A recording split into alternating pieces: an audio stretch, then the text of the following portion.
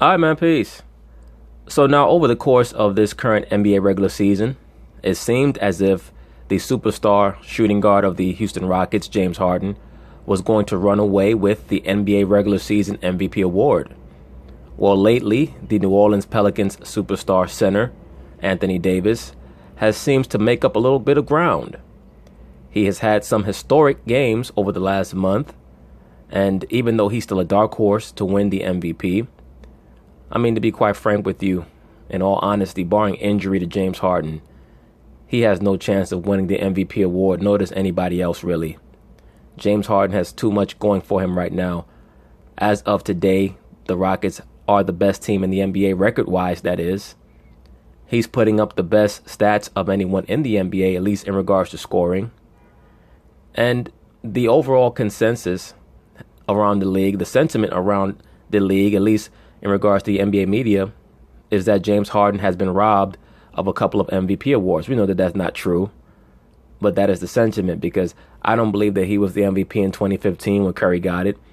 And you can make a very strong case for him last year, but after Russ averaged a triple-double and was scoring over 30 points a game, they were not going to give it to James Harden. But this season is his in regards to the MVP. It is his award to lose.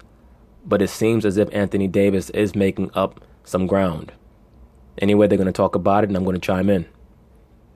Okay, so by now you have surely heard about what Anthony Davis did against Phoenix last night. The man had 53 points, 18 rebounds, and 5 blocks, which is ridiculous. But want to be even more impressed?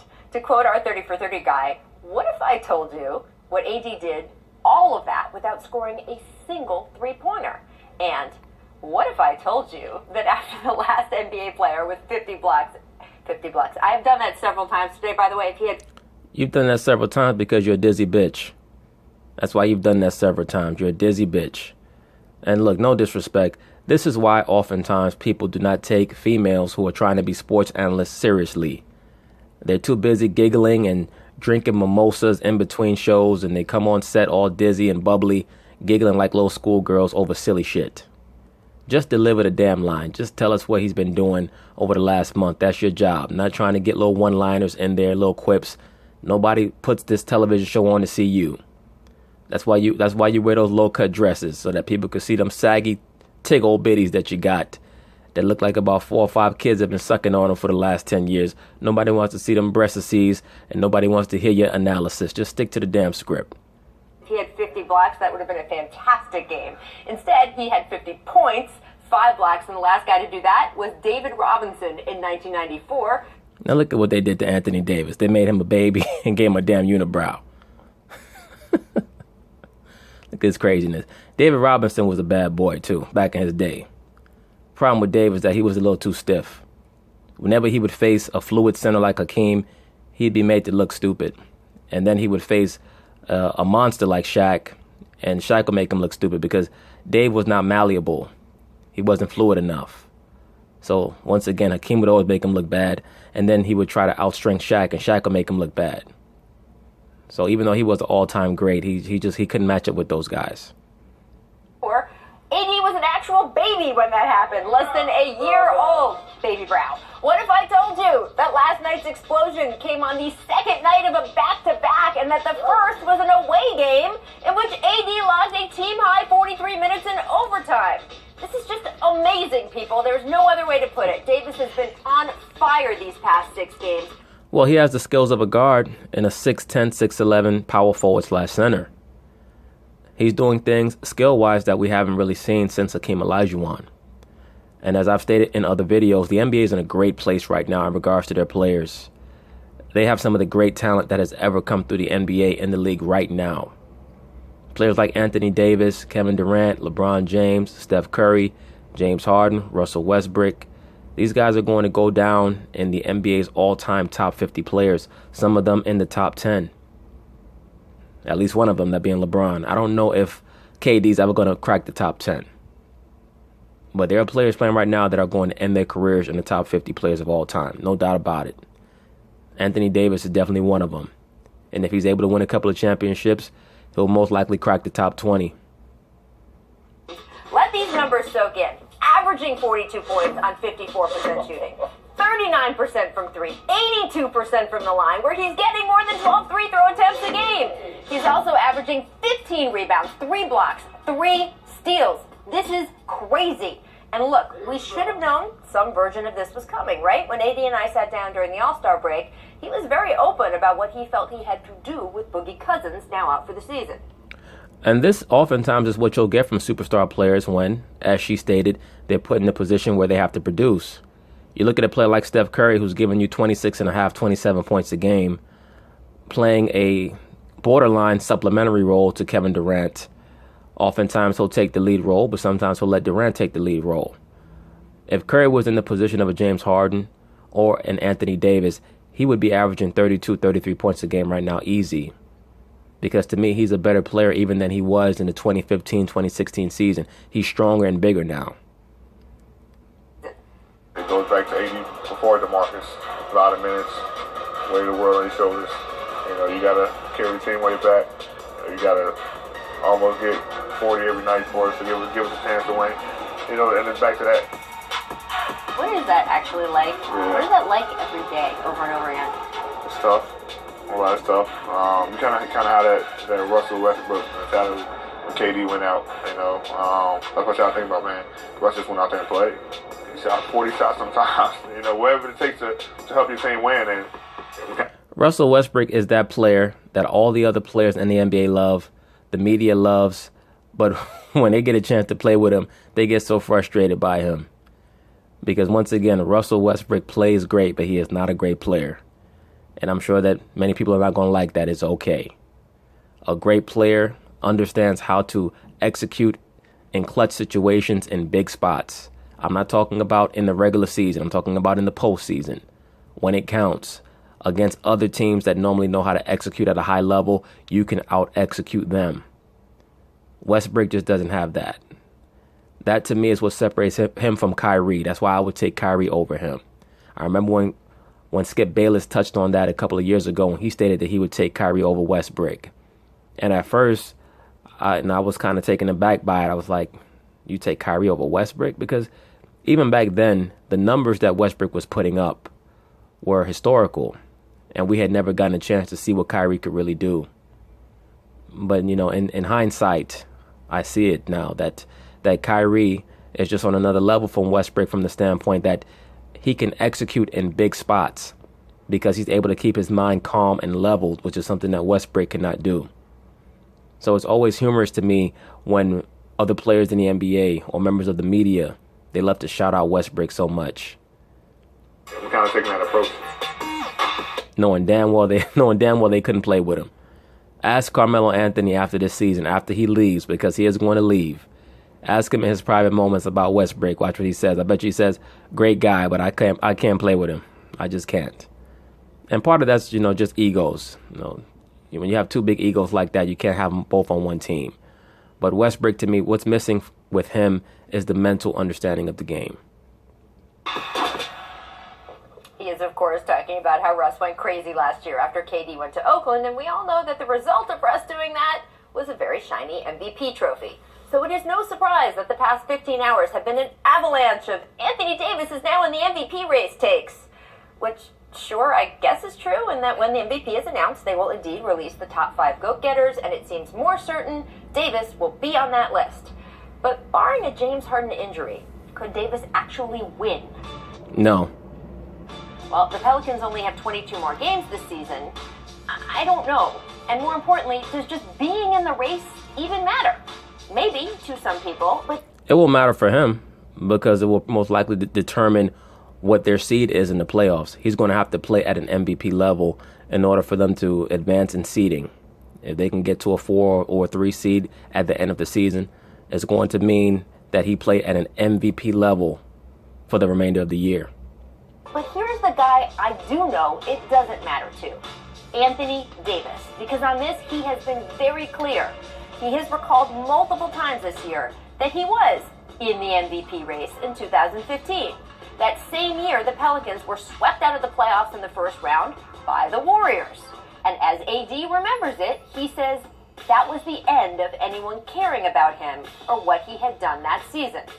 So this time around, the thing he is focused on, the only thing he says he is focused on, is not just keeping the Pels in a playoff seed, but getting them to a hot... Damn. That brother needs to see an orthodontist. Stat. Good Lord. Man. Man, like a damn velociraptor in the mouth. Good Lord. High enough seed, they have a shot at advancing. To that end, take a look. Right now, New Orleans sitting in the 5th spot and just 2 games out of 3rd. Of course, we'll have to see if AD can keep all this up. It will not be easy. He is running a very tough race, and he is doing it without another superstar at his side. But everyone should just be clear on the goal he is running toward, because he is. So, I gotta say, despite Anthony Davis saying he doesn't care about MVP, we're still going to discuss it. And to me, I have said, Brian, I don't know, with 22 games left, he can really make a case that he would beat out James Harden. There's been so much arguing about this before the show that we are going to make Mike Miller the judge, and I'm now going to let Brian Windhorst state his case for the record, and then Mike, you will rule. Rachel, how many years have you been covering the NBA? It's been many, many years, right? We won't put a number of years on it. We just know that it is more than one decade. Like 24, it is more than one decade. When in all those wonderful years has anything in the NBA been over in February? Why are you declaring something over in February? Come on, Brian Windhorst, you know better. Davis is having a tremendous second half of the season. He's been great ever since Cousins has gone down. But when you combine the fact that Harden is putting up what most would consider the best stats in the NBA for the best team, that is normally who the MVP award goes to. That is why he had a case for the MVP last year over Westbrook. But Westbrook's numbers were just not the best in the NBA. They were historical.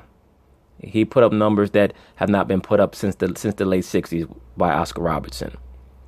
I personally would have given the MVP award to Harden if those were my only 2 options. I thought that the MVP last year should have been either Kevin Durant or Steph Curry because I thought that they were the best players on the best team. But I understand why they gave it to Westbrook. I understand. It really was a consolation prize for getting jobbed by Kevin Durant. At least according to the media, he got jobbed by Kevin Durant when KD decided to execute his rights as a free agent. But I just don't think that you can give an MVP award to a player just because they put up those type of numbers on a team with the record that the Oklahoma City Thunder had. As far as I'm concerned, if you're going to give it to Westbrook for that, then you should have given an MVP award to Kobe Bryant for the 2005-2006 season that he had when he averaged 35 points a game. If you're asking me today if James Harden is the outright frontrunner, yes, absolutely. The Rockets have been great. Harden has been great.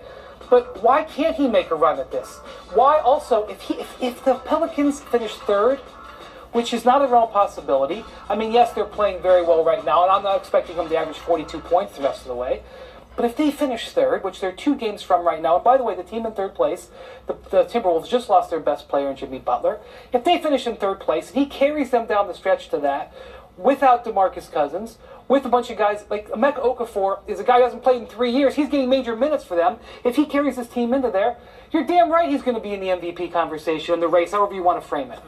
Well, let me say this, Brian Windhorst. I would give Anthony Davis a realistic chance if he were to overtake James Harden as the scoring leader and also get his team to the 3rd seed. Then I would say it's borderline debatable. That's not the question. That's not the question! The question is, yes, he can. Will he Okay, win? make a run at MVP. Yes, if they're in 3rd place, he will make a run at MVP.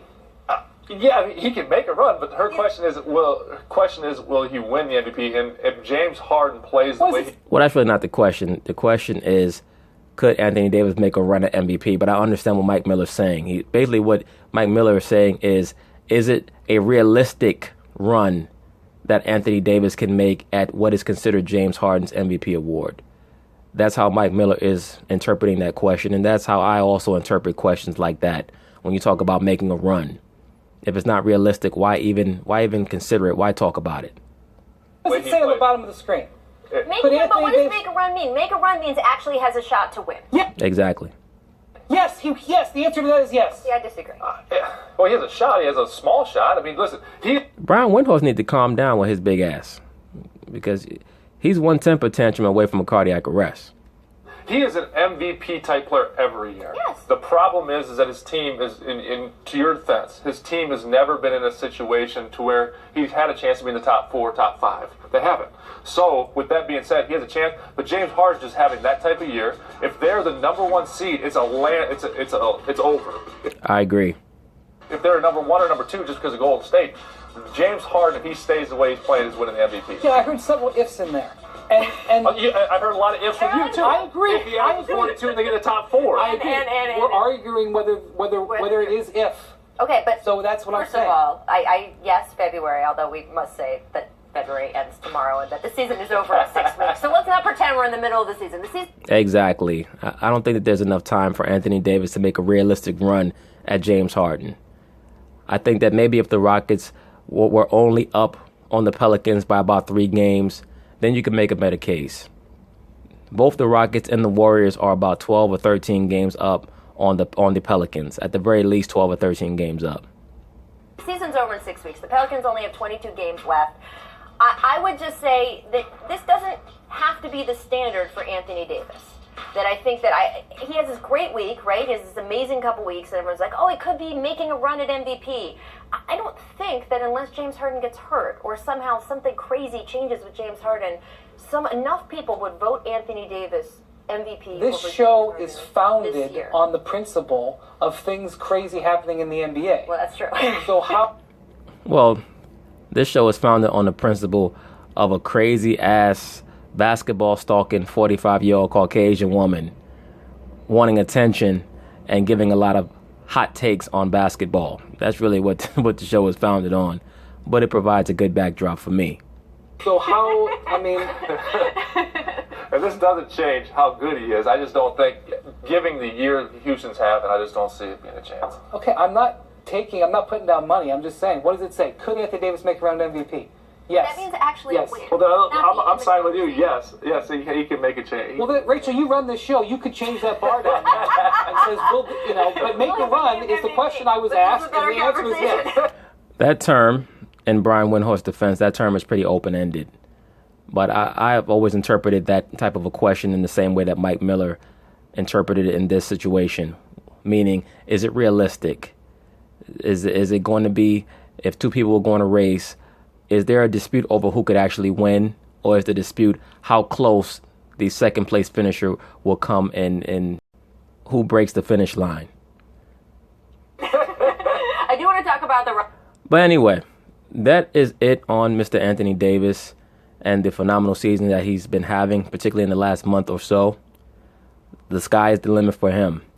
Anyway, peace.